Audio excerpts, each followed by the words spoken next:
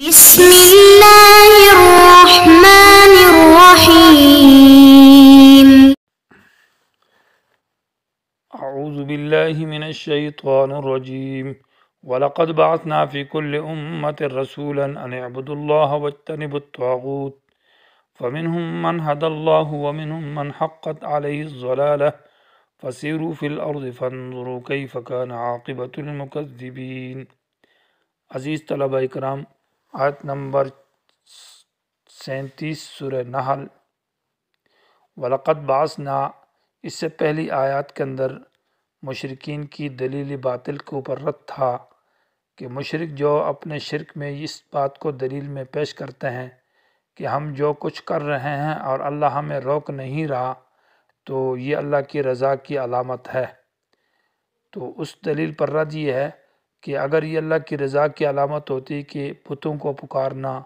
ولیوں سے حاجتیں مانگنا، غیروں کے سامنے جھکنا،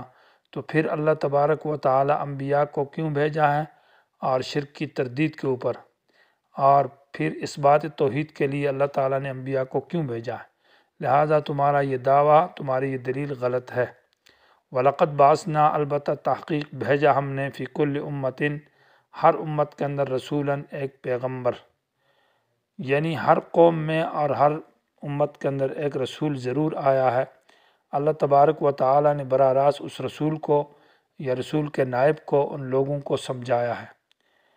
اور اس رسول کی بعثت کا مقصد یہ تھا کہ ان اعبدوا اللہ، ان معنی بے ان، جا کر لوگوں سے کہو یہ بات کہ اعبدوا اللہ، اللہ کی بندگی کرو، اللہ ہی کے نام کی نظر و نیاز، اللہ ہی کے نام کا شکرانہ، اللہ ہی کے نام بدنی اور مالی عبادات، دعا اللہ سے مانگنا۔ تو عبادت جو ہے یہ تمام قسم کی عبادات کو شامل ہے۔ اور وَاجْتَنِبُوا الطَّاغُوتَ، اور انبیاء نے یہ کہا ہے قوموں کو کہ ہر قسم کے سرکش طاغوت سے اپنے آپ کو بچا کر رکھو۔ طاغوت یہ فاعول کے وزن پر اسم مبالغہ کا صیغہ ہے، اور طاغوت بری چیز کو، بدی کو کہتے ہیں، اور شرارتوں کے سرغنہ کو کہتے ہیں۔ جو مطلب شرارت کا سردار اور بڑا ہو اس کو طاغوت کہتے ہیں۔ یہ مشتق ہے طغا یطغو سے، اور طغا یطغو کا معنی حد سے تجاوز کرنا، بڑھ جانا۔ اور طاغوت بھی کیونکہ سرکش ہوتا ہے، اس میں بت بھی داخل ہے، اس میں جن، اور اس میں سرکش انسان، اور اس میں جادوگر، اور ہر وہ ہستی جو اللہ کے سوا ہو اور اللہ کی نافرمانی کی دعوت دے اور بغاوت کرے، اس کو طاغوت کہا جاتا ہے۔ معبود من دون اللہ اسی میں داخل ہے، اور اس کی تفصیل سورہ بقرہ میں گزر چکی ہے۔ تو انبیاء نے آ کر دعوت دی کہ ان اعبدوا اللہ، اللہ ہی کی عبادت کرو، اور واجتنبوا الطاغوت، اپنے آپ کو طاغوت سے اجتناب مانا بچے رکھو۔ فمنہم من ھدی اللہ، اس کے بعد جب انبیاء نے دعوت دی تو بعض تو وہ لوگ ہیں، دو قسم کے لوگ سامنے آ گئے۔ منہم، بعض ان میں سے، من وہ تھے، ھدی اللہ، جن کو اللہ نے ہدایت دی، یعنی ہدایت پر رکھا، اور ہدایت پر اس لیے رکھا لِانابتہ، کہ ان کے اندر طلب تھی، انابت تھی، عاجزی تھی، تو ان کے انابت کی وجہ سے اللہ نے ان کو ہدایت عطا فرمائی۔ ومنہم، بعض ان میں سے، من وہ تھے، حقت علیہ الضلالہ، جس پر ثابت ہو چکی گمراہی، یعنی گویا کہ ان کے اوپر گمراہی کی مہر لگ گئی۔ اور یہ کس وجہ سے؟ لِأَجْلِ الْعِنَاد، ان کے اندر ضد اور ہٹ درمی تھی، اور تکذیب اور انکار کی بیماری تھی، اور گناہ اور معصیت اور شرک تھا، جس کی وجہ سے اللہ تعالیٰ نے ان پر یعنی مہر جباریت لگ کر وہ اسی کفر پر رہے۔ فَسِیرُوا فِی الْأَرْضِ، پس جاؤ اے لوگو تم، فی الارض، زمینوں کے ملک میں، اور جا کر دیکھو، فانظروا، دیکھو، غور کرو، کیف کان عاقبۃ المکذبین، کہ کیسا ہوا انجام ان لوگوں کا جنہوں نے حق کو جھٹلایا، حق بات کا انکار کیا اور حق کو جھٹلاتے رہے۔ ان تحرس، آیت نمبر، اس کے اندر تسلی ہے نبی علیہ السلام کو کہ اے پیغمبر، اگر تو ان سے طمع رکھتا ہے کہ ان کی ہدایت اور کوشش کرتا ہے، لیکن ان کے اندر ضد اور عناد ہے، جس کی وجہ سے یہ ہدایت پر نہیں آئیں گے۔ ان تحرس، اگر تو حرص کرتا ہے یا تو طمع کرتا ہے اور کوشش کرتا ہے، علی ھداھم، ان کو ہدایت لانے پر، کہ یہ ہدایت پر آ جائیں، تو جزا محذوف ہے، لا یہدیہم اللہ، اللہ ان کو ہدایت نہیں دیتا، اس لیے کہ ان کے اندر ضد ہے اور ہٹ درمی ہے۔ فإن اللہ، یہ جزا پر جو جزا محذوف ہے اس کی دلیل ہے، بے شک اللہ تعالیٰ لا یہدی، ہدایت نہیں دیتا، من اس کو یضل، جس کو اللہ گمراہ کرتا ہے، اور گمراہ بھی اللہ اس کو کرتا ہے جس کے اندر عناد اور ضد ہو، اور اس کی عناد اور ضد کی وجہ سے وہ گمراہی پر ڈٹا رہتا ہے، اس کے اندر انابت نہیں رہتی۔ وما لہم من ناصرین، ان کے لیے کوئی بھی مدد کرنے والا نہیں ہوگا۔ جن ولیوں کے بارے میں ان کا عقیدہ ہے کہ یہ ہمارے مددگار ہے، شفعاء ہے، ہمیں بچائیں گے، وہ ان کو اللہ کے عذاب سے نہیں بچا سکتے۔ وَأَقْسَمُوا بِاللَّهِ جَهْدَ أَيْمَانِهِمْ، یہ زجر ہے انکار آخرت کے اوپر، اور اس کا حاصل یہ ہے کہ یہ لوگ تو قسمیں کھاتے ہیں کہ جب ہم مر جائیں گے اور پھر ہمیں کوئی سزا نہیں ہے۔ تم جو ہے پیغمبر ڈراتے ہو کہ آ جاؤ توحید کے اوپر، شرک اور کفر کو چھوڑ دو، قیامت کا ایک دن آئے گا جس میں تمہارے ساتھ حساب اور کتاب ہوگا۔ یہ ویسے ہی من گھڑت اور جھوٹی باتیں ہیں۔ یہ تو قسم کھا کے کہتے ہیں کہ اللہ تعالیٰ جس کو مار دیتا ہے پھر اس کو اللہ دوبارہ زندہ ہی نہیں کرتا، وہ ختم ہو جاتا ہے۔ تو ہمیں یہ تمہاری دھمکیاں یہ ویسے ڈکوسلے ہیں، ہم ان سے مت ڈراؤ۔ وَأَقْسَمُوا بِاللَّهِ، اور انہوں نے قسم کھائی اللہ کے نام کی، جہد ایمانہم، پکی قسمیں ان کی، مضبوط قسم کھاتے تھے اور کہتے تھے لا یبعث اللہ، اللہ نہیں اٹھائے گا، من یموت، جو مر جائے، جو مر جاتا ہے اللہ تبارک و تعالیٰ اس کو دوبارہ زندہ نہیں کرے گا، اس سے حساب کتاب نہیں ہے۔ بلا سے جواب ہے، بلا کیوں نہیں، یعنی بلا یبعثہن، اللہ ضرور ان کو اٹھائے گا، یا یبعثہم اللہ، اللہ ضرور ان کو اٹھائے گا۔ اور وعدن معنی وعدہ، وعدن اللہ نے وعدہ کیا ہے، علیہ، یہ وعدہ اللہ کے اوپر لازم ہے، حقاً یہ وعدہ سچا ہے، حقہ حقاً ہے، مفعول مطلق فعل محذوف کے لیے ہے۔ ولیکن اکثر الناس لا یعلمون، لیکن اکثر لوگ اللہ کے اس وعدے کو، اللہ کی بات کو سمجھتے نہیں ہیں۔ لیبین لہم، مقصد ہے کہ اللہ دوبارہ کیوں زندہ کرے گا، تو زندہ کرنے کے مقاصد میں سے ایک مقصد یہ ہے کہ دنیا کے اندر جب ان لوگوں کے بارے میں حق آیا، اللہ کے دین آیا، توحید آئی، تو ان لوگوں نے اس میں اختلاف کیا، کوئی اہل حق پر ڈٹ گئے اور کوئی اہل حق والوں کے خلاف ہو گئے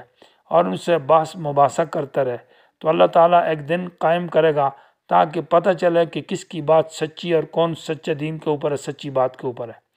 اور تاکہ اہل حق والوں کو ان کا بدلہ دیا جائے حق کا، اور تاکہ جرم مجرمین کو ان کے جرم کی سزا دی جائے، اور ساتھ ساتھ میں وَلِيَعْلَمَ الَّذِينَ كَفَرُوا أَنَّهُمْ كَانُوا كَاذِبِينَ، اور جھوٹے لوگوں کو یہ بات پہ معلوم ہو جائے کہ ہم دنیا میں جھوٹے تھے، ہماری بات غلط تھی۔ لیبینہ، اس لیے اللہ دوبارہ زندہ کرے گا تاکہ کھول کر صاف صاف بیان کرے اور کھول دے لوگوں کے لیے، الذی، وہ بات، یختلفون فیہ، جس میں یہ اختلاف کرتے ہیں، جو کہ مسئلہ توحید ہے اور ایمان ہے اور اللہ کی وحدانیت ہے۔ وَلِيَعْلَمَ الَّذِينَ، اور دوسرا مقصد یہ ہے کہ تاکہ سمجھ جائیں وہ لوگ، کفروا، جنہوں نے انکار کیا، انہم کانوا کاذبین، کہ یہ دنیا کے اندر جھوٹے تھے اور حق کی تکذیب کرنے والے تھے۔ یہ بات وہاں ظاہر ہو جائے گی کیونکہ فیصلہ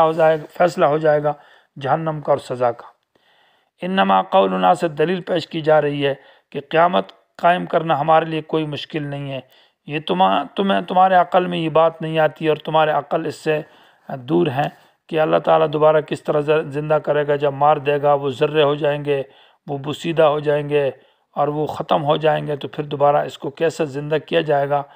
جواب یہ کہ اللہ تو کن فیکون ذات ہے، وہ جب چاہے تو پوری کائنات کو دوبارہ ایک لفظ کن کے ساتھ پیدا کر سکتا ہے۔ انما قولنا، بے شک ہمارا قول یعنی ہمارا کہنا، لشیء، کسی چیز کے بارے میں، اذا اردناہ، جب ہم ارادہ کرتے ہیں، ہو یعنی اس چیز کے کر دینے کا، جب ہم کسی چیز کے کر دینے کا ارادہ کرتے ہیں تو ہمارا صرف یہ کہنا ہوتا ہے اس چیز کے بارے میں، ان نقول، ہم کہتے ہیں لہو، اس چیز سے، کن، ہو جا، فیکون، تو وہ چیز ہو جاتی ہے۔ تو فیکون اصل میں یہ خبر مبتدا محذوف کی، فہو یکون، تو وہ چیز ہو جاتی ہے۔ والذین ہاجروا فی اللہ من بعد ما ظلموا، یہ بشارت برائے مہاجرین ہے جو حبشہ کی طرف ہجرت کر کے چلے گئے تھے، اور جب مکہ والوں نے مسلمانوں کے اوپر، صحابہ کرام پر بڑے تکلیفیں زیادہ کر دی اور بہت تنگ کیا، اور صحابہ کرام برداشت نہ کر سکے